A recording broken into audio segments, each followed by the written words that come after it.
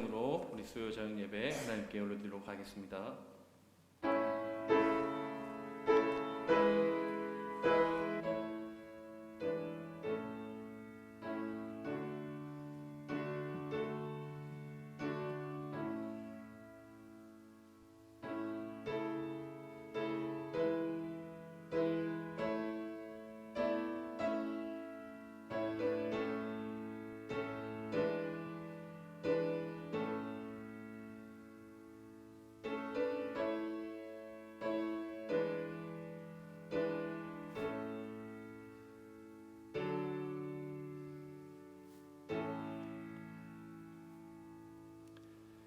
자비하신 하나님 아버지, 감사합니다. 세상을 버타며 살아가던 우리였지만 예수 그리스도의 보혈로 구원하여 주시고 또 오늘 예배로 부르셔서 주께 영광 돌리게 하시니 참으로 감사합니다.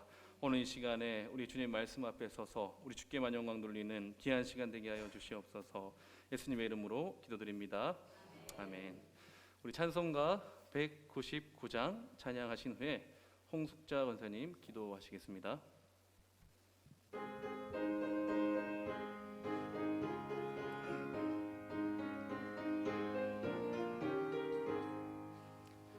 나의 사랑하는 책 비록 헤어졌으나 어머니의 무릎 위에 앉아서 재미있게 듣던 말 그때 일을 지금도 내가 잊지 않고 기억합니다.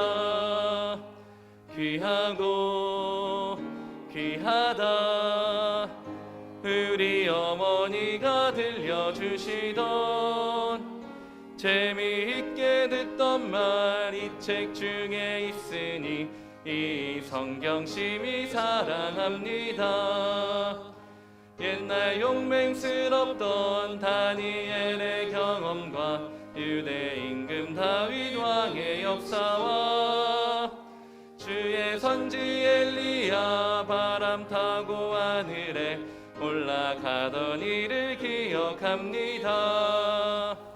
귀하고 귀하다 우리 어머니가 들려주시던 재미있게 듣던 말 이 책 중에 있으니 이 성경 심히 사랑합니다.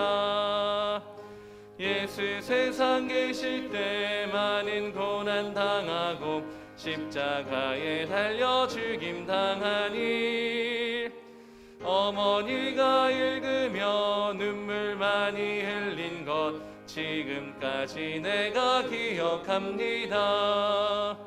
귀하고 귀하다 우리 어머니가 들려주시던 재미있게 듣던 말 이 책 중에 있으니 이 성경 심히 사랑합니다.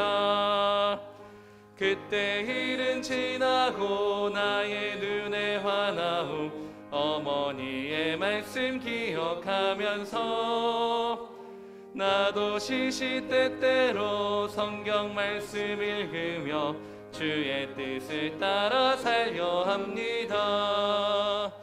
귀하고 귀하다 우리 어머니가 들려주시던 재미있게 듣던 말 이 책 중에 있으니 이 성경 심히 사랑합니다.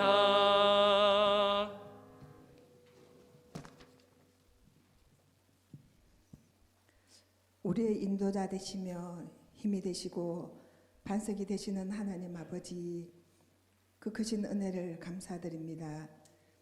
이 시간 연약한 저희들이 십자가의 보혈의 은혜로 주님 앞에 나와 찬양과 말씀과 기도로 예배드리게 하심을 감사드립니다. 또한 주님을 사랑하며 의지하는 자에게 긍휼을 베푸시고 언약을 이루어 가심을 감사드립니다. 교회의 이전 문제도 느헤미야 선지자가 예루살렘 성을 건축하기 전에 먼저 하나님 앞에 기도한 것처럼 합심하여 기도하게 하시고 하나님의 선한 손이 도우심으로 좋은 설계자와 시공업체를 만나게 하셔서 하나님께 영광 돌리는 성전이 되기를 간절히 기도드립니다. 육신의 질고나 연약함으로 힘들어하는 지체들과 가족들을 긍휼히 여겨주시고 코로나로 고통받는 성도들에게 하나님의 은혜와 능력으로 모든 것을 능히 이기며 행복한 삶이 되도록 축복해 주시옵소서.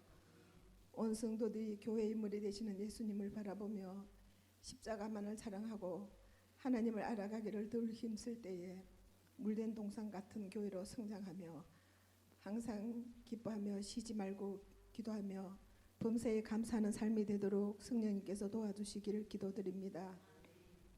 어렵고 힘든 시기에 복음을 전하고자 땅끝까지 이르며 사명을 감당하는 모든 선교사님들에게 매 순간 지켜주시고 많은 열매 맺도록 축복하여 주시옵소서. 이 시간 말씀을 전가할 목사님에게 성령께서 함께 하셔서 귀한 말씀 잘 전하게 하시고 온 성도들이 힘과 용기를 얻어 승리하는 삶을 살아가게 인도해 주시옵소서. 주님 영광 받아 주시기를 바라며 우리를 죄에서 구원하신 예수님의 이름으로 기도드립니다. 아멘.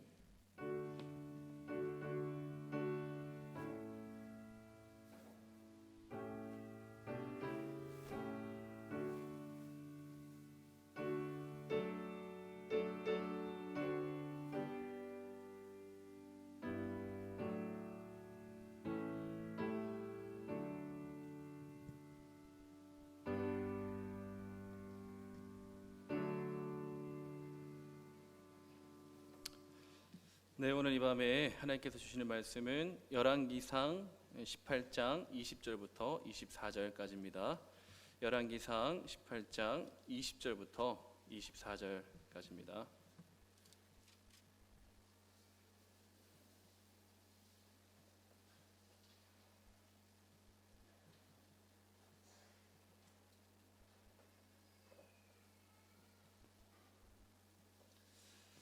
네, 한 절씩 교독하고 마지막 24절을 합독하도록 하겠습니다. 아합이 이에 이스라엘의 모든 자손에게로 사람을 보내 선지자들을 갈멜 산으로 모으니라. 엘리야가 모든 백성에게 가까이 나아가 이르되 너희가 어느 때까지 둘 사이에서 머뭇머뭇하려느냐. 여호와가 만일 하나님이면 그를 따르고 바알이 만일 하나님이면 그를 따를지니라 하니 백성이 말 한마디로 대답하지 아니하는지라. 엘리야가 백성에게 이르되 여호와의 선지자는 나만 홀로 남았으나 바알의 선지자는 450명이로다. 그런즉 송아지 둘을 우리에게 가져오게 하고 그들은 송아지 한 마리를 택하여 각을 떠서 나무 위에 놓고 불은 붙이지 말며 나도 송아지 한 마리를 잡아 나무 위에 놓고 불은 붙이지 않고. 함께 읽겠습니다. 너희는 너희 신의 이름을 부르라. 나는 여호와의 이름을 부르리니 이에 불로 응답하는 신 그가 하나님이니라. 백성이 다 대답하되 그 말이 옳도다 하니라. 아멘. 오늘 18장은 되게 유명한 본문이죠. 갈멜산 대결로 우리가 흔히 잘 알고 있는 본문입니다. 본문의 이제 1절을 보면은 우리가 방금 읽었던 성경 봉독은 이제 오늘 사건이 본격적으로 이제 시작되는 부분이었고 1절부터 읽지 않았던 19절까지는 이제 이 사건이 일어나게 된 배경과 발단을 좀 얘기해 주는 것 같아요. 그리고 1절을 보시면은 많은 날이 지나고 이제 제 3년에라고 되어 있습니다.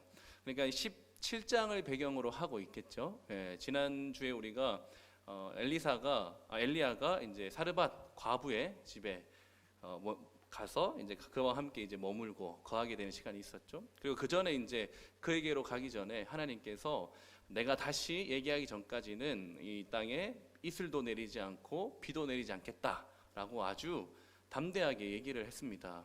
비와 폭풍을 관장하는 신을 섬기고 있는 그 나라 왕에게 비를 내리지 않겠다라고 이제 아주 대담하게 얘기를 하고 엘리야는 사르밧 과부의 집에서 이제 숨어 지내고 있었던 거죠. 그리고 나서 이제 3년이 지났어요. 3년 적지 않은 시간이죠. 3년이 지나니까 하나님께서는 이제 가라라고 얘기합니다. 아합에게 가서 내가 이 땅에 비를 내릴 것이다라고 이제 말을 하라고 얘기를 합니다. 그래서 가봤어요. 엘리야가 이제 사마리아에 가보니까 2절에 보세요. 기근이 아주 심하였다라고 되어 있습니다. 예. 여기서 말하는 기근은 우리가 문자적으로 그냥 이 기근 두 글자 그리고 3년 이렇게 체감하는 것보다는 훨씬 더 고통스러운 상황이었을 겁니다. 3년 동안 비가 오지 않았다라는 것은 그냥 단순히 생각했을 때 먹을 물이 없다라는 차원, 물론 그것도 굉장히 심각한 문제죠. 예. 단순히 식수 문제가 없는 개념을 넘어서는 아주 국가적인 재앙이죠. 3년이면은 기본적으로 이렇게 가뭄이 오래되니까 곡식을 수확하기가 어려웠을 겁니다. 물도 없는데 무슨 곡식을 수확합니까? 그리고 물이 없으면은 가축들에게 먹일 수 있는 풀도 자라나지 않습니다. 예. 그래서 이제 가축들도 가축의 생명을 굉장히 걱정하거든요. 보면 오늘 5절에 보면은 가축들도 굉장히 쉽게 생명을 유지하기가 어려웠을 것이고, 그리고 무엇보다도 이렇게 물이 없어서 씻지를 못하면은 각종 전염병과 질병이 청걸하게 됩니다. 그래서 우리가 그냥 뭐 기근이 있었다, 심했다 이렇게 보는 것보다는 훨씬 더 재앙이 큰 그런 상황이었다는 것을 인지해 주시면 좋을 것 같아요. 그래서 상황이 어느 정도로 심각했냐 하면은 5절 6절에 보니까 아합과 국내 대신인 오바댜가 물을 찾기 위해서 전국 방방곳곳을 돌아다녀야 할 정도예요. 그러니까 아합 집안 사마리아에 있는 아합에게도 이 기근이 굉장히 심했던 것 같아요. 그러니까 그 나라의 왕도 이 정도 수준이면은 백성들은 얼마나 처참했을지 그림이 그려지시죠. 그렇게 이제 아합과 국내 대신 오바댜는 이제 전국의 방방곳곳을 이제 나눠서 아합이 이쪽으로 가면은 오바댜는 저쪽으로 가는 이제 아주 심각한 상태에서 물을 찾게 떠나됩니다. 그러면서 이제 물을 찾으러 가다가 누구를 만나냐면은 우리 1절에 말했던 가라, 아합에게 가라라고 얘기했던 엘리야를 이제 만나게 되는 거죠. 오바댜가 엘리야를 만나니까 이제 깜짝 놀라죠. 왜냐하면 그토록 찾아 헤맸으니까요. 이 비를 내리지 않겠다라고 이제 아합 입장에서는 저주를 내려놓고 보이지 않던 그 엘리야가 이제 나타났으니까 오바댜도 이제 깜짝 놀란 겁니다. 엘리야가 이제 그 사람에게 아합에게 가서 이제 내가 그를 만나겠다라고 전해라 이렇게 얘기를 합니다. 그리고 나서 이제 15절까지는 굉장히 어떤 얘기를 하냐면은 오바댜가 나 그렇게 못하겠다, 나 그렇게 못하겠다라는 내용을 아주 길게 얘기를 합니다. 왠고하니까 당신이 만약에 내가 아합에게 가서 어디에 엘리야가 있다라고 얘기했는데 그리고 나서 다시 돌아왔을 때 당신이 사라질까봐 내가 아합에게 얘기를 못하겠다, 거짓으로 내가 얘기했다가 내가 죽을 수도 있는 상황이다라고 얘기하는 거죠. 이건 뭐냐면은 그동안 이제 아합과 또 오바댜 이런 사람들이 굉장히 엘리야를 찾아 나섰다는 것을 알 수 있고, 그러면서 그들이 결론 내린 게 뭐냐면은 엘리야는 지금 하나님께서 숨겨주고 있어서 찾을 수가 없구나. 이것이 그들이 내린 결론인 거예요. 근데 여기 와서 이제 엘리야가 내가 나타나겠다 하더라도 하나님께서 또 당신을 숨겨주면 말짱 도루묵 아니냐. 그러니까 나는 그렇게 못한다. 나 그동안 하나님의 선지자들과 이런 사람들에게 얼마나 잘해줬는지 당신 알지 않느냐. 이제 와서 나한테 이렇게 화를 당하게 하느냐. 나 그럴 수 없다. 이런 내용을 이제 한 15절까지 하고 있습니다. 그러면서 우리가 알 수 있는 게 또 한 가지가 있죠. 굉장히 찾아다녔다 이런 것도 있겠지만 그러한 과정 가운데 선지자들에 대한 아합의 어떤 대대적인 핍박이 있었다. 그래서 이제 오바댜가 굉장히 또 이렇게 자기 목숨까지 위협할 수 있는 그런 심각한 상황이라고 받아들인 거죠. 그렇게까지 얘기하고 난 다음에 이제 엘리야가 내가 하나님의 이름으로 맹세하는데, 내가 약속하는데 내가 아합을 오늘 만나겠다, 내가 떠나지 않고 아합에게 나를 보이겠다라고 이렇게 맹세까지 하고 나서, 약속하고 나서 이제 엘리야와 아합이 16절부터 이제 드디어 만나게 되는 거죠. 자, 만나자마자 이제 아합이 그토록 이제 오랫동안 찾아 헤맸던 아합이 만나자마자 하는 말이 굉장히 중요합니다. 17절을 보시면은 아합이 이렇게 얘기해요. 엘리야를 볼 때에 아합이 그에게 이르되 이스라엘을 괴롭게 하는 자여 너냐? 이렇게 이제 얘기를 합니다. 그러니까 지금 이스라엘이 이렇게 괴로운 이유가 바로 너 때문 아니냐? 드디어 만났다. 이렇게 이제 얘기를 하는 거죠. 3년 넘게 비가 오지 않아서 식수 문제, 식량 문제, 그리고 가축 문제, 질병 문제 이런 등등 아주 국가적인 이 대재난을 만났을 때 이게 하나님의 어떤 징계와 또 이게 하나님의 징계로 인한 큰 환난을 당하면은 아합이 좀 회개할 만도 한데 회개는커녕 아합은 지금 이 모든 문제의 원인을 엘리야로 말미암은 것이라고 얘기하는 거예요. 절대로 자기와 백성들의 죄성 때문이라는, 자기들의 어떤 죄 때문이라는 것은 절대로 인정하지 않죠. 그래서 엘리야가 얘기를 해줍니다. 18절에 내가 아니라 당신과 당신의 아버지가 괴롭게 하였다. 뭘 어떻게 했는데? 라고 얘기했을 때 여호와의 명령을 버리고 바알을 따름이라. 여러분, 열왕기에서 바알이라는 이름이 제일 최초로 등장하게 되는 시점이 이 아합 때입니다. 아합. 그러니까 아합 전까지는 국가적으로 막 바알을 섬겼다라고 볼 수는 없어요. 그렇게 전혀 언급이 되지 않다가 아합 시대가 딱 오자마자 이제 바알이 이제 국가적으로 이제 등장하게 되는 거죠. 그러니까 아합이 바로 그런 인물이다, 당신 때문이다라고 얘기를 해주는 거죠. 이쯤에서 우리가 이제 바알이 어떠한 인물이었는지를 좀 한번 생각해 볼 필요가 있습니다. 이 아합이 어떠한 인물인지를 아주 잘 설명해 주는 구절이 열왕기상 21장에 있는데 21장 25절입니다. 우리 한번 같이 한번 읽어 보겠습니다. 시작.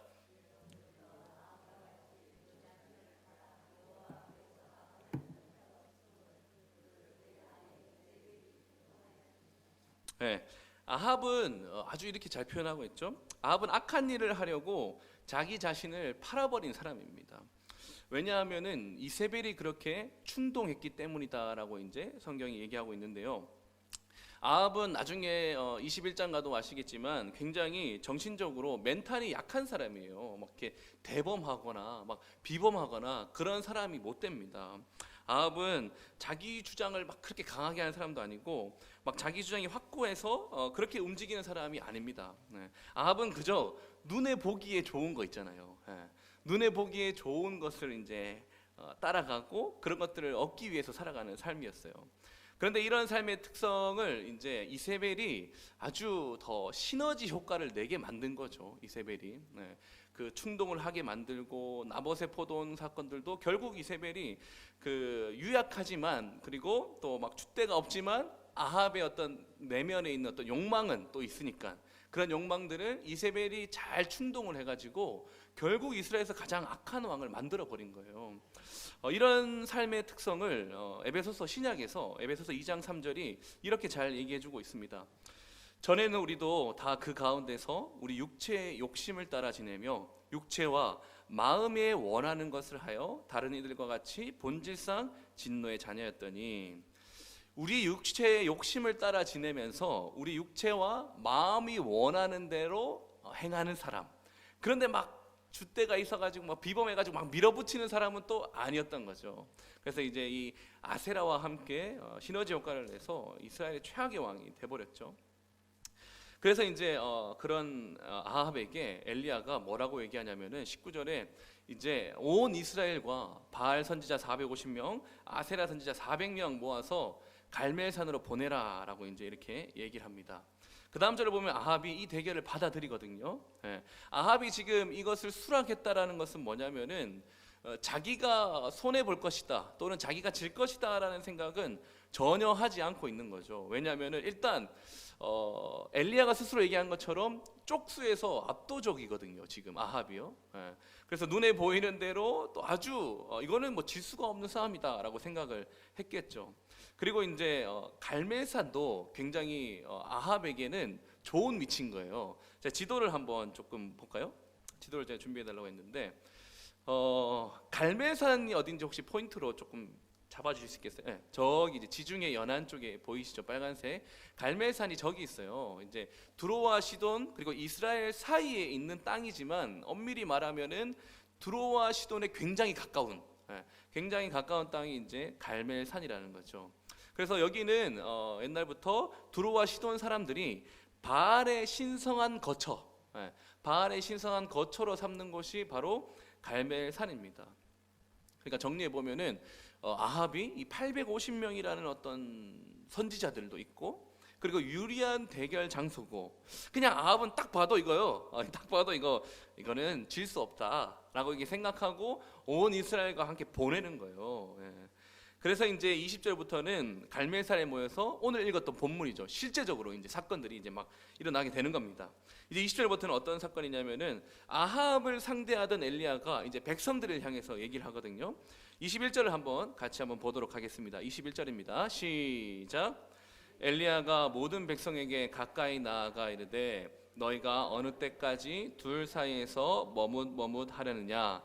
여호와가 만일 하나님이면 그를 따르고 바알이 만일 하나님이면 그를 따를지니라 하니 백성이 말 한마디도 대답하지 아니하는지라.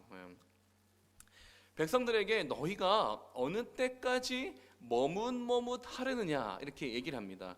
여기서 중요한 동사가 이제 머뭇머뭇하다라는 동사거든요. 이게 뭐냐면은 원어로 보면 절뚝절뚝거리다라는 거예요. 절뚝절뚝거리고 약간 뒤뚱뒤뚱거리는 표현을 얘기를 하고 있는 겁니다. 그래서 NIV 성경에서는 이걸 어떻게 번역하고 있냐면은 양쪽 목발을 다 짚고 있는 사람이라고 얘기를 하고 있는 거예요. 한쪽은 바알의 목발을 짚고 있고 한쪽은 하나님의 목발을 짚고 있으면서 약간 제대로 걷지는 못하는, 약간 목발을 짚고 약간 뒤뚱뒤뚱하고 있는 그런 표현으로서 이제 표현을 하고 있습니다. 그리고 이 똑같은 단어가요, 이제 머뭇머뭇거리다라고 얘기했던 이 똑같은 원어가 오늘 본문에 어디서 또 나오냐면은 26절에 나옵니다. 26절에. 이게 한글이 달라서 똑같다는 생각을 못 하실 텐데 26절에 어디에서 나오냐면은 뛰어놀더라라는 단어가 이 머뭇머뭇거린다는 단어랑 똑같은 원어입니다. 그러니까 26절에 이제 뛰어놀더라는 건 뭐냐면은 이제 바알의 선지자들이 불의 응답을 받기 위해서 바알에게 이제 막 제의적인 춤을 막 추고 있는 그런 막 뛰노는 거잖아요, 그렇죠? 근데 그런 표현이 지금 머뭇머뭇거리고 있는 이스라엘 백성들에게도 똑같이 여겨지고 있는 거죠. 그러니까 엘리야는 지금 이스라엘 백성들이 현재 올바르게 걷고 있지 않다라고 지적을 하고 있는 거예요. 바알도 섬기고 한편으로는 하나님도 끼고 있는 그런 모습이죠. 즉 하나님만 믿는 게 아니라 하나님도 믿기 때문에 하나님께 예배하러 가겠죠. 하나님께 예배하러 가겠지만 이 예배에 나오는 그 이스라엘 백성들의 태도와 자세가 어떠냐면은 바알 선지자들이 마치 그의 신 앞에서, 바알 앞에서 뒤뚱거리며 춤을 추는 것처럼 하나님 앞에 나온다라는 거예요. 그러니까 별반 다르지 않다라고 얘기를 하고 있는 겁니다. 그런 자들에게 이제 얘기를 하는 거죠. 너희가 하나님을 따를 거냐 아니면은 바알을 따를 거냐 결정해라라고 이제 얘기를 합니다. 근데 백성들이요 한마디도 대답을 안 해요. 뭘 따를 거냐 결정해라 얘기하는데 한마디도 대답을 안 합니다. 그래서 이제 엘리야가 납득할 수 있는 하나의 방법을 제시하죠. 이거 아니면 저거 피할 수 없도록 방법을 제시하는데 그게 바로 22절과 24절에 이제 하나님 선지자 1명 그리고 이제 바알 선지자 450명 각자가 이제 송아지를 잡아가지고 각을 떠서 제단 위에 올려놓고 각자 신의 이름을 부르자. 그리고 나서 불로 응답하는 신이 그가 참 하나님이다, 그가 참 신이다라고 얘기하니까 백성이 이제 그제서야 그 말이 옳다라고 이제 얘기를 하고 이제 흥미진진한 대결이 펼쳐질 것을 예견하고 있습니다. 먼저는 이제 바알 선지자들 차례입니다. 바알 선지자들에게 먼저 기회가 주어지는데 25절부터 29절에 보면 나와 있는데요. 제가 이거를 그냥 정리를 한번 해봤어요. 그러니까 시간대별로 제가 정리를 해봤는데 아침부터 정오까지는 그들이 뭘 했냐? 26절에 보시면은 아침부터 정오까지 바알의 이름을 부르면서 뛰어놀더라. 바알의 이름을 부르면서 막 뛰어놀. 이거는 바알 신 앞에서 그들이 추는 제의적인 춤일 겁니다. 막 모양이 좀 약간 뒤뚱뒤뚱거리고 뭐 좀 약간 절뚝절뚝거리는 그런 춤이겠죠. 이렇게 뛰어놀았다라고 되어 있습니다. 그러나 거기에 대한 반응이 아무 소리도 아무 응답도 없었다라고 되어 있습니다. 자, 이게 이제 아침부터 정오까지 이들이 한 행위거든요. 그리고 나서 이제 이 정오 때부터 점심 때부터 저녁 때까지 계속해서 이제 중간에 한번 엘리야가 도발을 하고 그리고 나서 이제 저녁 때까지 뭘 하냐면은 여전히 이름을 부르는 거는 똑같아요. 근데 추가된 게 뭐냐면은 칼과 창으로 피 흘릴 때까지 자기 가해를 하기 시작하는 겁니다. 피 흘릴 때까지. 그리고 또 있죠. 미친 듯이 떠들었다라고 돼 있어요. 이 미친 듯이 떠들었다라는 말은 약간 사람이 제정신이 아니고 황홀경에 빠져가지고 자기가 지금 무슨 말 하는지도 모르는 그 상태를 말하는 거예요. 미친 듯이. 황홀경에 빠져가지고 자기가 무슨 말을 하는지도 모를 거예요. 그러면서 이제 자기 몸은 막 이제 가해하고 있는 그런 상황을 이제 저녁 때까지 얘기를 한 거죠. 근데 역시나 보시면은 아무 소리도 아무 응답도 없었다라고 되어 있습니다. 이게 두 번이나 반복되죠. 아무 소리도 없고 아무 응답도 없었다라고 되어 있습니다. 그리고 나서 이제 이와 대조적인 엘리야의 차례가 오기 시작하는 겁니다. 우리 다 아시는 거지만 한번 차근차근 살펴봅시다. 먼저 엘리야가 30절에 여호와의 제단을 다시 쌓습니다. 다시 수축을 하죠. 엘리야 차례가 돼서 제일 먼저 한 게 엘리야가 무너진 제단을 다시 쌓는 거예요. 이스라엘 지파 수요대로 쌓았다라고 얘기를 하고 있습니다. 그러니까 여호와의 단이 오래전부터 그곳에 있었다라는 것을 알 수 있죠. 그러나 있기는 있었는데 아주 파손돼 있고 훼손돼 있는 상태, 또는 아무도 관리하지 않아서 다시 쌓을 필요가 있는 그러한 상태였던 것 같습니다. 그래서 엘리야는 다시 이스라엘의 지파의 수요대로 12도를 취하고 단을 쌓죠. 그리고 나서 31절부터 35절까지는 이제 제단 둘레에 보면 두세 스아라고 되어 있는데, 이게 뭐냐면은 물 한 15리터 정도를 부을 수 있는 도랑을 팠다라는 거예요. 우리 1.5리터 10개네요. 1.5리터 10개 정도를 채울 수 있는 도랑을 그 제단 주변에 이제 팠다라는 거예요. 그리고 나서 이제 송아지를 잡아서 나무 위에 올려놓고, 그게 끝이 아닙니다. 바알 선지자들은 그러고 나서 이제 신을 불렀겠지만, 엘리야는 여기다가 뭐라고 얘기하냐면은 물통 4개에다가 물을 가득 담아서 그 번제물과 그리고 나무 단 위에 3번씩 부어라라고 이제 얘기를 한 거죠. 그리고 나서 이제 보니까 아까 15리터 정도 부을 수 있는 그 도랑도 지금 주위로 흘러 넘쳐가지고 가득 찼다라고 이제 35절에 얘기하고 있는 거죠. 그러니까 제물뿐만 아니라 제물을 바치고 있는 나무 제단과 그리고 제단 주변에 있던 어떤 도랑까지 지금 흠뻑 물에 다 젖어 있는 겁니다. 엘리야가 이렇게 하는 이유가 뭐예요? 엘리야가 이렇게 하는 이유가 이게 하나님의 기적으로 이 모든 것들이 이루어질 것이다라는 확신이 있는 거예요. 내가 내 힘으로 사람이 불을 붙이면 그걸 태울 수 있을까요? 사람이 불을 붙여도 쉽지 않을걸요. 근데 이것이 하나님의 불로 말미암아 하나님의 참신이라는 것이 드러나기 위한 어떤 극적인 장치로서 아주 이제 물이 흥건하게 이제 흘러 넘치도록 가득 차게 한 거죠. 그리고 나서 이제 엘리야가 기도하기 시작합니다. 엘리야가 기도하는데 기도의 내용을 보면은 오늘 알게 하옵소서라는 동사가 2번이나 반복됩니다. 36절과 37절 보시면은 오늘 결국에는 저녁에 소재 드릴 때에 선지자 엘리야가 나아가서 말하되 아브라함과 이삭과 이스라엘의 하나님 여호와여, 주께서 이스라엘 중에서 하나님이신 것과 내가 주의 종인 것과 내가 주의 말씀대로 이 모든 일을 행하는 것을 오늘 알게 하옵소서. 그 다음 37절요. 여호와가 만일 하나님이면 그를 따르고 바알이 만일 하나님이면 그를 따를지니라 하니, 이건 잘못 나온 것 같아요. 이거는 절수가 37절 보시면은 여호와여 내게 응답하소서, 내게 응답하옵소서. 이 백성에게 주 여호와는 하나님이신 것과 주는 그들의 마음을 되돌이키심을 알게 하옵소서라고 이제 37절에도 나와 있죠. 그러니까 엘리야의 기도의 목적은 아주 분명한 거예요. 아주 광적인 춤도 없어요. 과장된 표현도 없습니다. 그저 담백하게 기도하는데 하나님의 영광을 위한 그 합당한 기도를 하기 시작하는 거죠. 그러고 나서 엘리야 기도 내용은 이 한 절밖에 없어요. 이 2절밖에 없어요. 그리고 나서 바로 응답이 있죠. 38절부터 응답이 있습니다. 여호와의 불이 내려 번제물과 나무와 돌과 흙을 태우고 도랑의 물을 모두 말려 버렸다. 그러니까 사람이 해도 사실은 불을 쉽게 붙일 수 없는 상황이었는데 하늘로부터 실제로 이제 또 불이 내려왔죠. 그리고 나서 보니까 그 모든 것들을 불태우고 다 말려버린 거예요. 이거는 하나님이 하셨다라고밖에 말할 수밖에 없는 상황인 거죠. 그래서 39절에 백성들이 이제 엎드리죠.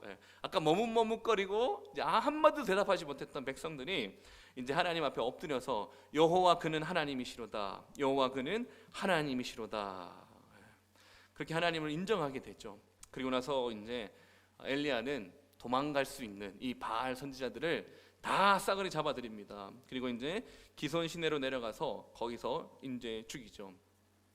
이제 뭐 혹자는 어떤 사람들은 이제 아이고 그냥 백성들이 이렇게 하나님의 심지를 좀 알고 그냥 이렇게 좀 백성들이 돌이킨 것으로 좀 만족을 하고 관용을 좀 베풀어줘도 되지 않나라고 이제 생각할 수도 있어요. 너무 좀 처참한 거 아니야, 잔인한 거 아니냐라고 그렇게 얘기할 수도 있는데, 그렇게 얘기하는 사람들은 지금 엘리야가 무엇 때문에 이러고 있는지, 그가 무엇을 하는 사람인지를 전혀 이해하지 못하는 사람입니다. 그동안 바알 선지자들이 이 이스라엘 전체에 끼쳤던 해악을 생각하면, 이 백성 전체를 죽음으로, 영적인 죽음으로 몰고 갔던 그런 해악을 생각하면은 살려둘 수 없죠.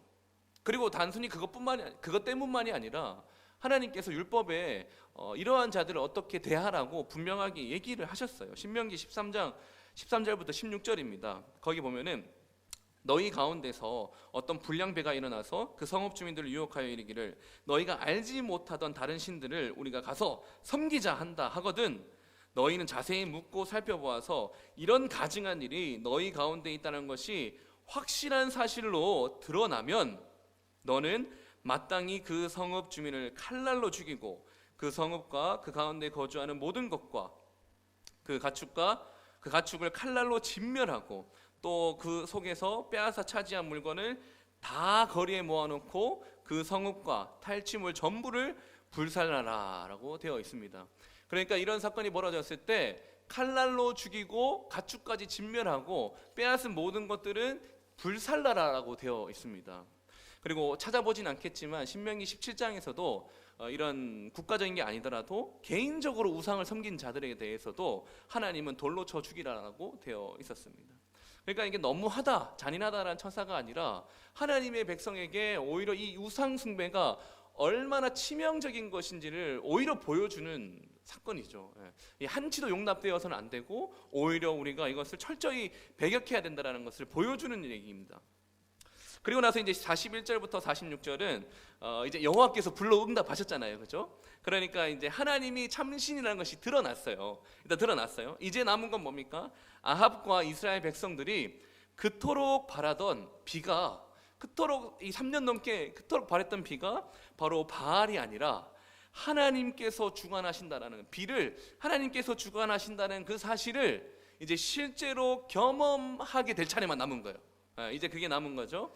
그래서 이것을 위해서 엘리야가 보시면은 7번이나 기도하죠. 얼굴을 머리에 무릎 사이에 놓고 7번이나 기도하면서 손바닥만한 작은 이제 구름을 본 후에 이제 아합과 엘리야가 큰 비를 피해 이제 이스라엘로 내려가는 장면으로 이제 끝이 나게 됩니다. 18장 45절과 46절인데 그동안의 이 이야기 흐름을 안다면은 이스라엘 백성들이 기근에 허덕이고 또 그동안 흐름을 안다면은 사실 이 장면은 굉장히 감동적인 장면입니다. 그래서 이제 NIV는 이 장면을 이렇게 설명을 하고 있는데, 먼저 한번 45절과 46절을 같이 한번 읽어볼게요. 45절과 46절입니다. 시작.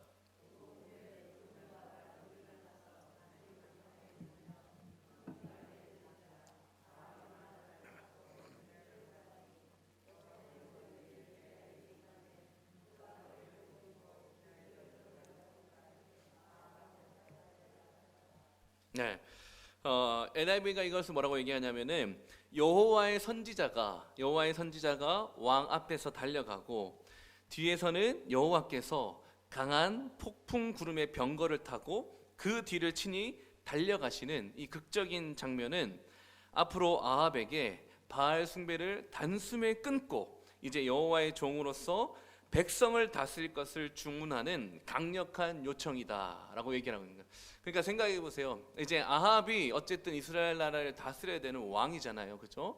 그 나라를 통치해야 될 왕인데 지금 앞에서는 엘리야가 인도하고 있는 거예요. 엘리야가 먼저 앞서가고 있고 뒤에서는 뭡니까?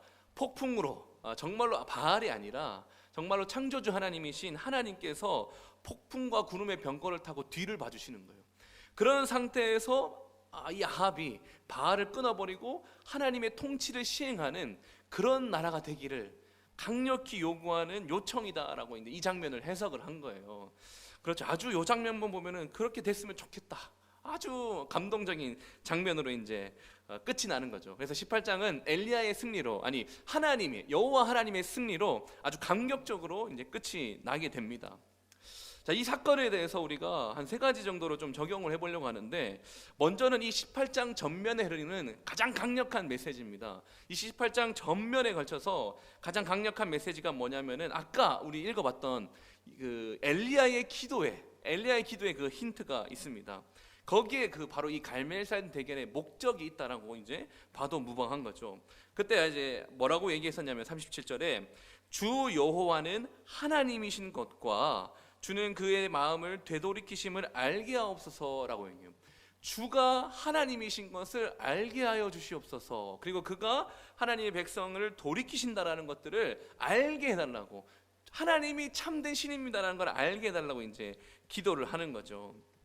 여태까지 이스라엘 백성들은요, 금송아지 숭배에서 한층 더 나간 거예요. 그래서 아합을 평가할 때 여로보암의 죄보다 더 나갔다 이렇게 평가하거든요. 아합을 나중에 평가할 때 보면은 이 금송아지 숭배에서 더 나가버린 거예요.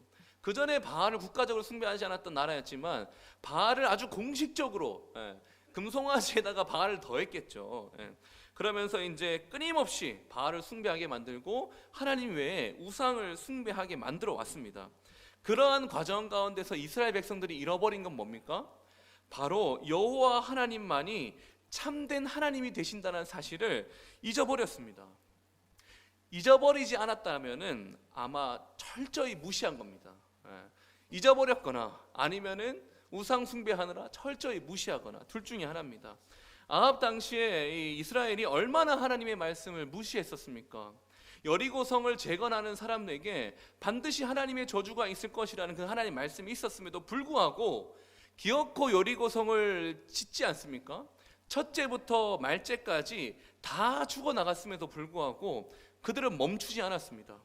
여호와 하나님의 주권과 말씀이 완전히 땅에 떨어진 거예요. 하나님을 잊어버렸거나 아주 철저히 무시하거나 둘 중에 하나입니다.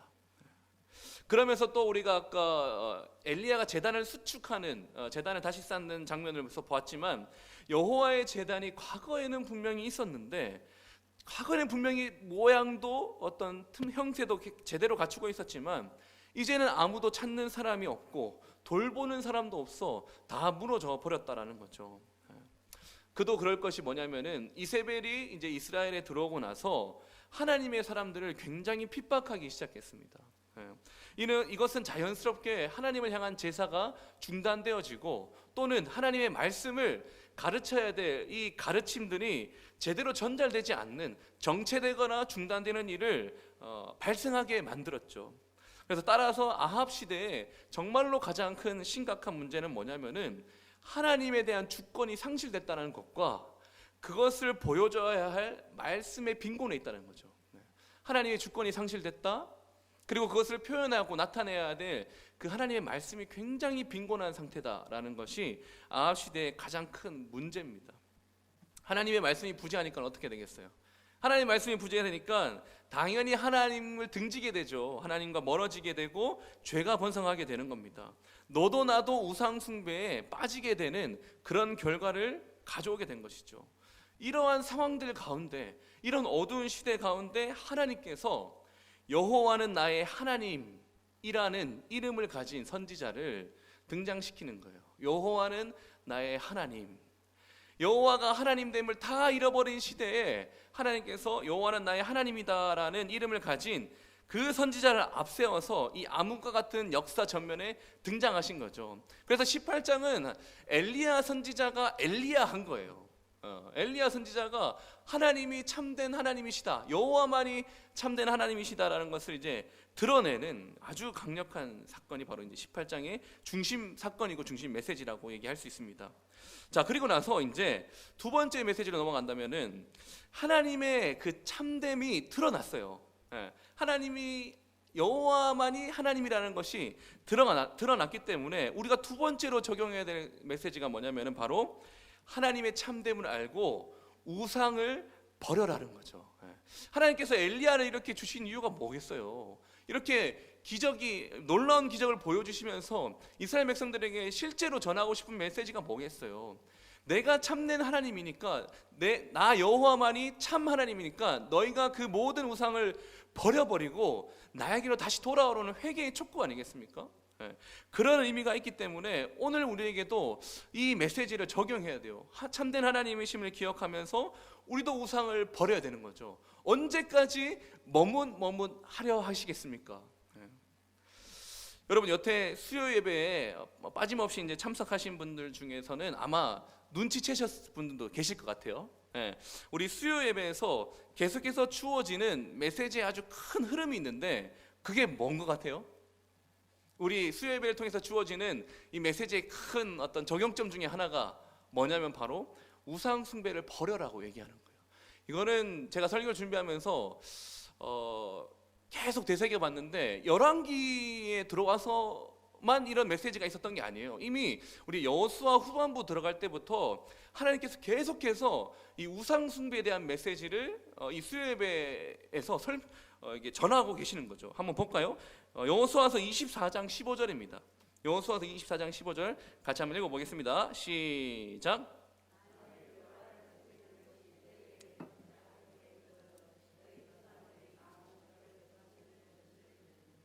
또는 너희가 거주하는 땅에 있는 아모리 족속의 신들이든지 너희가 섬길 자를 오늘 택하라.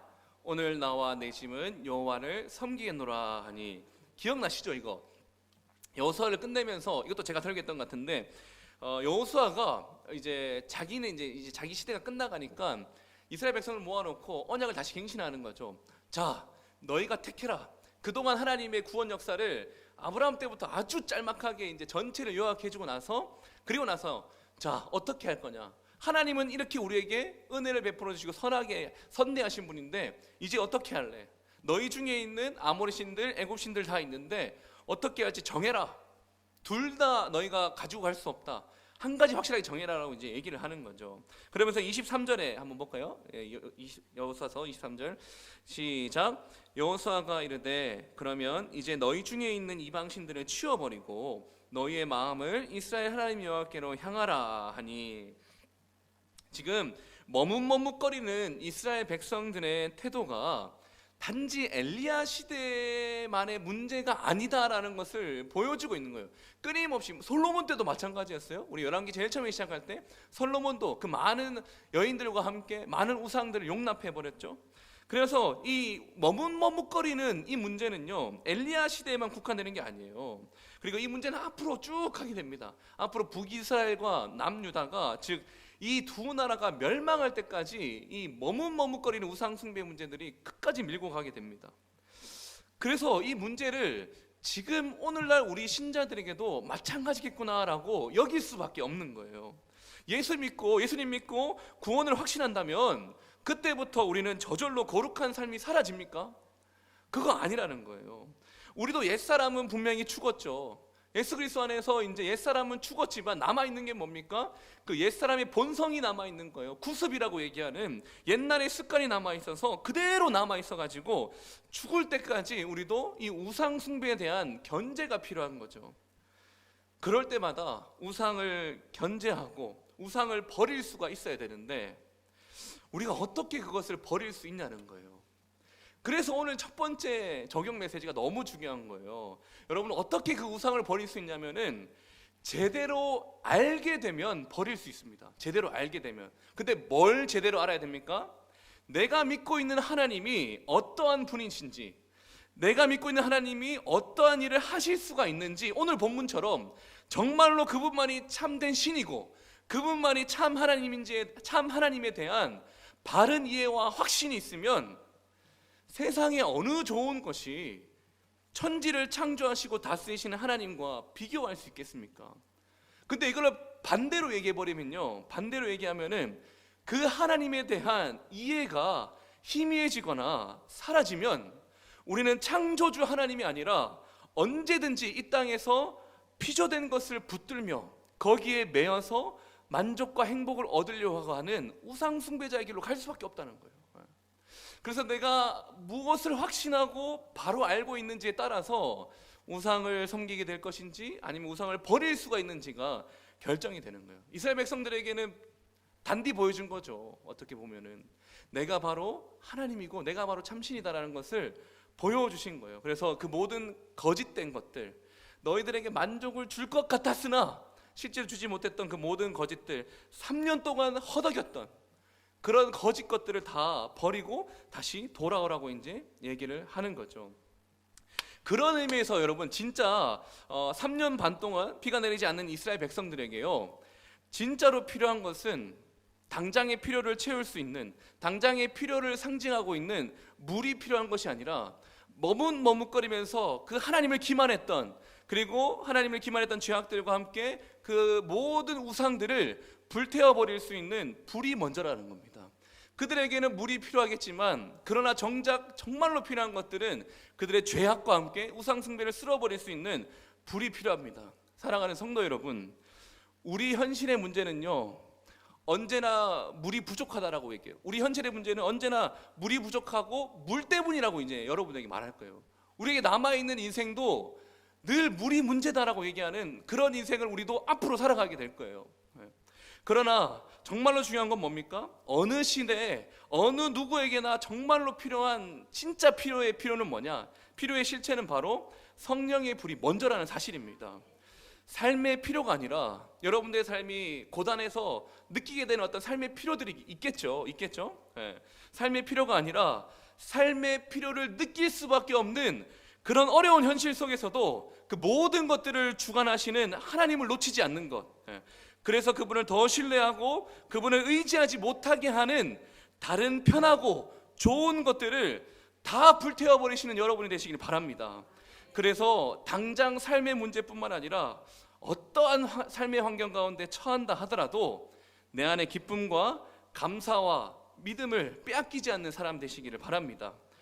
자, 그렇다면 마지막으로 오늘 우리가 어떻게 하나님이 참되시다라는 것을 알 수 있냐는 거예요. 이스라엘 백성들은 지금 눈앞에서 말도 안 되는 불이 떨어졌어요. 불이 막 떨어지고 막 도랑이 물이 가득했는데 그게 다 말라버린 거죠. 그러면 오늘을 살아가는 우리, 여전히 오늘도 우상 숭배에 허덕일 수밖에 없는 머뭇머뭇거리면서 살아가야 되는 우리들에게 하나님이 참된 신이라는 것을 확신하고 머뭇거린 것을 종결시키고 하나님만을 섬기게 해주는 그 계시가 뭐냐는 거예요. 우리 무엇을 가지고 하나님의 참된 신임을 알 수 있냐 이 말이에요. 불이 내려야 돼요? 우리 우스갯소리로 불이 내리면 좋겠다 이제 그렇게 얘기를 했는데 설교 중에 갑자기 막 불이 내리는 거죠. 그런 게 아니죠. 이스라엘 백성들은 불을 보면서 39절에 이렇게 고백했거든요. 모든 백성이 보고 엎드려 말하되 여호와 그는 하나님이시로다. 여호와 그는 하나님이시로다. 오늘 우리가 어떻게 하나님이 참된 하나님인 줄 알 수 있을까요? 두 가지가 있습니다. 첫 번째는 뭐냐면은 바로 성경 말씀입니다. 뭐 대단한 거 기대하셨습니까? 불이라도 기대하셨습니까? 아니죠. 하나님이 그 하나님 되심의 그 계시의 결정체가 바로 이 하나님의 말씀입니다. 믿으십니까? 이것보다 더 확실한 계시는 없어요. 하나님이 어떠한 분이시라는 것들을 여기 다 기록해 놓으신 거예요. 여러분 누가 앞으로 이제 뭘 들었다, 내가 뭘 봤다, 내가 뭘 했다 하셔도 성경 말씀보다 확실한 것은 없습니다. 또한 여러분 성경 말씀의 유익이 뭐냐면은 믿음이 그리스도의 말씀을 들음으로부터 난다라고 로마서에 얘기하지 않습니까? 바울 사도가 이 하나님의 말씀은 하나님의 말씀을 들을 때 우리의 믿음이 생겨나게 됩니다. 이 말씀이 그러니까 우리가 현실에 쫓겨가지고 우리의 현실의 삶에 쫓겨가지고 우상을 선택하지 않고 믿음의 삶을 선택하며 걸어가게 하실 수 있는 그 믿음을 샘솟게 해주는 게 바로 이 말씀이라는 거예요. 그러니까 이 말씀 자체가 하나님의 완결된 계시, 그 계시 결정체인 줄 아시기 바랍니다. 이제 6월이 되면요, 연초에 우리 문화교회에서 우리 교회에서 1년에 이독을 계획을 했지 않습니까? 여러 가지가 있었는데 제가 이게 통독반 담당이거든요. 이제 6월이 지나면은 그 이독의 1독이 지나갑니다. 이제 1년에 이독이면은 180일, 6월까지잖아요, 그렇죠? 성경 통독반의 1독이 끝나갑니다. 나도 한번 성경 읽어보겠다 연초에 다짐했었는데 하고 생각하시는 분들, 이제 6월이 되면은 성경 1독을 다 하시는 분들이 이제 속속들이 생겨납니다. 또 뭐 개인적으로 읽어오신 분들도 있었겠죠. 뭐 필사도 우리가 하잖아요, 그죠? 필사도 있습니다. 여러분 방법이야 어찌됐든 말씀을 가까이 하시길 바랍니다. 여러 가지 수단과 방법들이 있습니다. 통독반을 신청하지 못하신 분들은 지금 당장 신청하셔서 이독 회차부터라도 함께 통독합시다. 그래서 하나님의 말씀을 읽으면서 우리의 믿음이 끊임없이 자라나가고 우리가 현실적으로 우상을 숭배하고 싶어하는 그 찰나의 순간에 우리가 현실을 바라보게 하는 게 아니라 믿음으로 하나님 바라보게 한다니까요. 그래서 어떤 수단과 방법을 가리지 않고서라도 이 하나님의 말씀을 같이 또 충분히 읽어 나갈 수 있었으면 좋겠습니다. 자, 그리고 이제 이 통독만큼 중요한 것이 있는데 그게 뭐냐면 바로 설교입니다. 설교. 예. 설교를 통해서 우리는 그냥 단순히 어떤 스토리를 이해하는 정도를 넘어서게 되죠. 예. 어떤 하나님의 성경 말씀 이 스토리를 가지고 그 수준을 넘어서 하나님이 어떤 일을 하셨는지에 대해서 복음적인 차원에서 이제 바라보게 만들어줍니다. 그래서 복음으로 우리의 실제 삶의 문제들을 헤쳐나갈 수 있는 그 힘들을 바로 설교 시간에 갖게 되는 거죠. 그래서 무엇보다도 중요한 것은 공예배를 참석하는 것이 너무너무 중요하다. 이것은 이제 현실을 살아가면서 끊임없이 우상 숭배의 견제를 받아가야 할 우리들에게 너무너무 중요한 공예배와 그 안에 담긴 설교에 집중해서 듣는 것이 너무너무 중요하구나, 이런 사실을 생각하게 됐습니다. 그래서 이 여러 가지 개인적으로 읽어 나가시는 그런 작업들과 함께 이 공예배 예배를 참석하셔서 하나님의 어떤 그 믿음 가운데 흔들리지 않는 삶을 살아가시기 바랍니다. 그리고 이 하나님의 참됨을 알 수 있는 첫 번째가 성경 말씀이었고, 두 번째는 뭐냐면은 바로 예수 그리스도의 십자가입니다. 네. 오늘 본문을 보면요, 아합 같은 이런 극악한 시대, 아합 같은 이런 극악한 시대에도 하나님은 이스라엘 백성들을 그냥 내버려 두셨습니까? 3년이 지났다고 해서 이스라엘 백성들이 뭐 국가적인 회심이 일어났거나 아니면은 바알을 다 버렸거나 3년이 지났다고 해서 뭐 큰 변화가 생긴 게 아니라고요. 여전히 똑같다고요. 근데 하나님께서는 그들을 그냥 내버려 두지 않고 비를 내리겠다라고 이제 말씀해 주셨어요. 그리고 회개하지 않은 상태에서 누구를 섬길 것이냐고 묻는 그 머뭇머뭇거리고 있는, 아무도 대답을 못해가지고 여전히 머뭇머뭇거리고 있는 그러한 상태이지만 하나님께서는 비를 내려주시겠다라고 그들을 위해서 엘리야를 보내주신 거예요. 시대가 악한 만큼 그 하나님의 위엄과 영광을 드러낼 수 있는 가장 적절한 선지자를 보내주신 거죠. 그래서 불이 하늘에서 떨어진 것을 경험한 이스라엘 백성들에게는 굉장히 큰 은혜 아닙니까? 그 바로 알게 된 지식과 경험을 통해서 실제적으로 우상을 버릴 수 있는 그 단계로 나갈 수 있게 됐으니까 엘리야가 와서 불을 내린 것은 굉장히 큰 은혜죠. 하나님 가장 적절한 선지자를 보내주신 거예요. 마찬가지입니다. 마찬가지로 하나님은 나를 포함한, 또 우리를 포함한 죄인들을 구하기 위해서 우리가 그들이 아직 죄인 되었을 때에 그 죄인들을 위하여 큰 선지자를 보내주셨죠.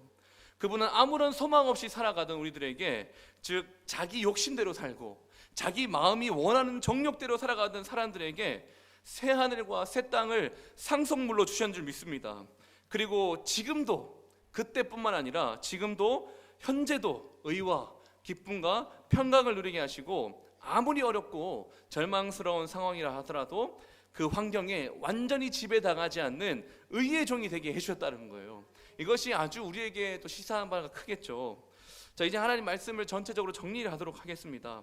하나님은요, 하나님을 잊고 살아가던 다른 신을 섬기고는 이스라엘 백성들에게 여호와 하나님만이 참된 신이신 것을 알게 하시고자 지난 3년 반 동안 비를 내리지 않으셨고, 또 참된 하나님이심을 알게 하고자 내리지 않으셨던 비를 내리게 하셨고, 바알의 선지자 450명을 죽이셨습니다. 하나님께서 그렇게 하신 이유가 뭡니까?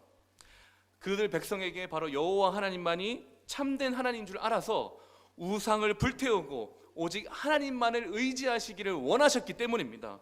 사랑하는 성도 여러분, 오늘 우리도 하나님 계시의 결정체라고 말할 수 있는 이 말씀을 받은 자로서, 또 말씀을 듣고 있는 자고, 그리고 무엇보다도 예수 그리스도의 십자가가 눈앞에 선명하게 보이는 자로서 이 땅에서 머뭇머뭇거리지 않고 주와 복음을 위해서 달려갈 수 있는 저와 여러분 되기를 간절히 소원합니다. 제가 기도하겠습니다. 하나님 아버지 참 감사합니다. 감사합니다. 어쩌면은 오늘 이때까지 머뭇머뭇거리면서 살아가고 있던 우리네 인생이었는데 말씀을 통하여서 참된 하나님이 어떤 분이신지 알게 하시고 또 그리스도의 십자가를 떠올리게 하시고 하나님이 우리의 모든 것들을 베푸시고 은혜로 대하시고 선대하신다는 것을 깨닫게 하시니 참으로 감사합니다. 이 말씀 붙잡고 다시 한번 우리의 삶으로 돌아갔을 때 우리가 머뭇머뭇거리지 않고 주와 함께 주님의 능력으로 달려갈 수 있는 우리 모든 문화의 가족들 되게 하여 주시옵소서. 감사합니다. 예수님의 이름으로 기도드립니다. 교회 말씀 감사드립니다. 광고를 하나 드리겠습니다. 교회 임시예배 초소를 대구역 쪽에 있는 대우 빌딩에 지금 계약을 해둔 상태입니다. 지금 예정은 7월 말까지 여기에 있고 8월 1일부터 그쪽으로 가는 게 지금 예정으로 되어 있습니다. 이전의 과정들을 위해서 많이 기도해 주시기 바랍니다. 찬송가 314장 찬양하고 기도하고 축도로 예배를 마치겠습니다.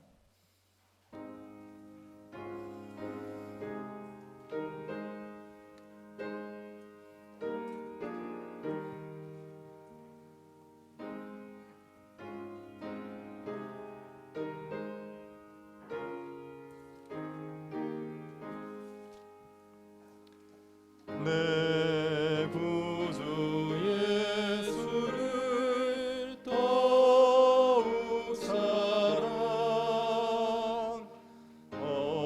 엎드려 비는 말 들으소서. 내 진정 소원이 내 구주 예수를 더욱 사랑 더욱 사랑. 이전엔 세상 나 기뻤어도 지금 내 기쁨은 오직 예수. 다만 내리는 말 내 구주 예수를 더욱 사랑 더욱 사랑. 이 세상 떠날 때 찬양하고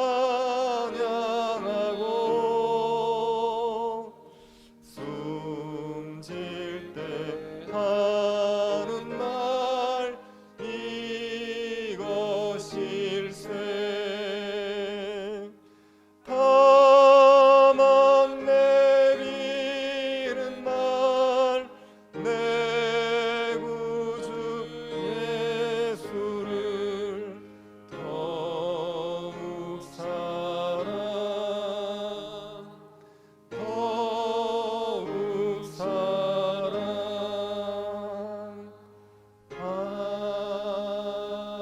아멘.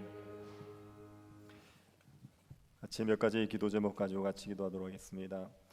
먼저 하나님과 우상 사이에서 머뭇머뭇하지 말고 하나님만이 참심인 줄 알고 하나님만을 섬길 수 있는 백성들 되게 해달라고 기도합시다. 예수 그리스도의 이름으로 우리가 예배할 때마다 성령께서 우리에게 역사하셔서 하나님이 참신이신 것을 알 수 있게 하여 주시고 복음을 위해서 주저하지 않고 달려갈 수 있는 백성들 될 수 있도록 은혜 베풀어 달라고 기도해 주십시오. 임시 예배 초소로 이사하는 문제 하나님께서 은혜 가운데 붙들어 주시고 또 임시 예배 초소에서의 우리의 신앙생활도 주님께서 지켜주시기를 간구해 주시기 바랍니다. 교회당 건축위원회가 잘 이끌어갈 수 있게 하여 주시고 도울 손길들을 주님께서 허락하여 주시기를 기도해 주십시오. 성도들의 가정에 주의 평강이 있게 하여 주시기를 기도해 주시고 병중에 있는 성도들 하나님께서 은혜 가운데서 치료하시고 낙심하지 않도록 붙들어 주시고 가족들의 치유를 위해서도 기도하는 성도들의 기도를 응답하여 주시기를 같이 한번 기도하도록 하겠습니다. 하나님 아버지, 저희들이 주의 은혜 가운데 하나님만이 참신이신 줄 알고 하나님을 전적으로 의지할 수 있는 백성들이 되게 하여 주시옵소서. 주님, 우리에게 은혜를 내리워 주시기를 원합니다. 그 어떤 하나님 헛된 우상들의 우리의 마음이 빼앗기지 않게 하여 주십시오. 예수 그리스도의 이름을 의지하여 예배할 때마다 하늘의 불이 우리에게 내려지게 하여 주시고 성령이 우리들의 마음들 가운데 하나님의 참된 신이심을 확신할 수 있는 마음들을 허락하여 주시옵소서. 끌어버리게 하십시오. 하나님, 우리 가운데 있는 모든 우상들을 다 내어버리게 하여 주시고 오로지 하나님만을 섬길 수 있는 주의 신실한 백성들이 되게 하여 주시옵소서. 하나님 아버지, 주를 위해서 살기를 주저하지 않게 하여 주십시오. 하나님, 우리 자신을 위해서 살고자 하는 마음들 죽어지게 하여 주시고 주와 복음을 위해서 살고 싶은 거룩한 열정, 주와 복음을 위해서 온전히 헌신된 삶을 살아갈 수 있도록 우리에게 은혜를 내리워 주시옵소서. 하나님 아버지, 교회 임시 예배 처소를 허락하여 주시니 감사를 드립니다. 주님의 은혜 가운데 이 사회 모든 가정 가운데 함께하여 주시고 하나님 성도들이 함께 힘을 합쳐 이 모든 가정들을 잘 감당할 수 있게 하여 주시옵소서. 임시 예배 처소에서의 예배를 주님께서 받아주시고 하나님 그곳에서도 하나님을 경외하며 우리가 믿음을 잘 지켜가고 더욱더 신실하게 교회를 섬기며 교회를 세워가는 기간들이 되게 도와주시옵소서. 하나님아, 우리에게 은혜를 내리워 주시기를 원합니다. 하나님께서 교회당 건축을 허락하여 주셨사오니 하나님, 우리 건축위원회에 주님께서 지혜해 주시고 은혜 주셔서 주시는 능력으로 감당하게 하여 주시기를 원하옵나이다. 하나님의 은혜를 허락하여 주시옵소서. 하나님께서 지혜를 주시고 하나님께서 능력을 더하여 주시옵소서. 하나님의 은혜 가운데 돕는 손길을 허락하여 주셔서 은혜 가운데서 이 건축이 하나님 영광을 위한 건축으로 교회가 세워지는 시간들이 될 수 있도록 주님께서 역사하여 주시기를 원하옵나이다. 아버지 하나님께서 은혜를 내리워 주시기를 원합니다. 주님이 원하시는 교회가 세워지게 하옵소서. 주님의 뜻을 이루어가는 교회가 세워지게 하십시오. 우리에게 주어진 모든 것들이 하나님의 뜻을 위해서 사용되어질 수 있도록 주님께서 역사하여 주시기를 원합니다. 성도들의 가정을 지켜주시기를 원하옵나이다. 이 어려운 때에도 예수 그리스도의 십자가를 바라보고 위로함을 얻게 하여 주시고 십자가의 능력으로 살아내게 하여 주시옵소서. 날마다 거룩하게 살아가며 날마다 복음을 위해서 살아갈 수 있는 마음들 잃어버리지 않게 하여 주시기를 원하옵나이다. 주께서 은혜를 내리워 주셔서 여러 질병에 시달리고 있는 성도들 주님이 치료하여 주십시오. 은혜 가운데서 하나님께서 평강을 허락하여 주시고 낙심하지 아니할 수 있도록 은혜 더하여 주시고 주의 은혜 가운데 건강 주셔서 남은 때를 예배하며 주의 일을 힘쓸 수 있는 모든 성도들이 되게 도와 주시옵소서. 가족들의 건강을 위해서 간구합니다. 주님이 치유 역사를 허락하여 주시며 회복되어질 수 있도록 주님 은혜를 내리워 주시옵소서. 지금은 우리 주 예수 그리스도의 은혜와 하나님의 사랑과 성령의 교통 이루하심이 사랑하는 주의 백성들의 머리 위에 지금으로부터 영원토록 함께 있을지어다. 아멘.